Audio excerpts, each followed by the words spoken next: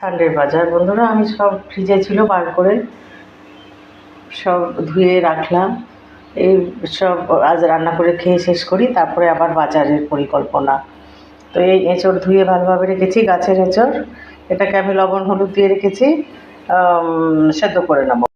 তো এঁচড়টা বয়েল হয়ে গেছে, একেবারে সেদ্ধ হয়ে গেছে এঁচড়। কড়াইয়ে তেল দিয়ে আলুটা ভেজে নেব। এর মধ্যে অল্প একটু লবণ দিয়েছি। এই আলুটা ভেজে তুলে নিলাম। তেলটা গরম হয়ে গেলে ওর মধ্যে জিরে ফোড়ন দিলাম। একটু ভাজা ভাজা হয়ে গেলে দিয়ে দিলাম টমেটো, অল্প একটু পেঁয়াজ, কয়েকটা গোটা গরম মশলা দিয়ে দিলাম, আদা জিরে গোলমরিচ ধনে বাটা দিয়ে দিলাম স্বাদ মতো হলুদ গুঁড়ো আর কাশ্মীরি লঙ্কার গুঁড়ো। এবার ভালোভাবে কষিয়ে নেব। মশলাটা ভালোভাবে কষানো হয়ে গেছে, তার মধ্যে আমি সেদ্ধ করা এঁচড়টা দিয়ে দিলাম। খুব ভালোভাবে কষানো হয়ে যাবে, তখন আমি আবার জল দেবো এর মধ্যে।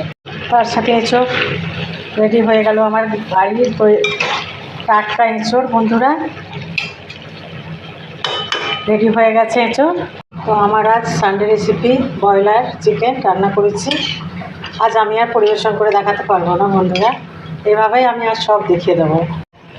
তার সাথে এই যে কিছুটা মাটন পাতলা আলু দিয়ে একেবারে ঝোল করেছি। এটা আমার মেয়ের খুব ফেভারিট, তাই আমি এটা এইভাবে রান্না করে ফেললাম। আর সব কিছু এভাবে পরিবেশন করে দেখাবো বন্ধুরা। তার সাথে কাঁচা আমের চাটনি তৈরি হয়ে গেছে, খুব সুন্দর মাখানো হয়েছে বন্ধুরা। অনেকবার দেখিয়েছি অনেকভাবে। তাহলে লাইক কমেন্ট শেয়ার সাবস্ক্রাইব করে সাহি কিচেনের পাশে থাকবেন। সকলে ভালো থাকবেন, সুস্থ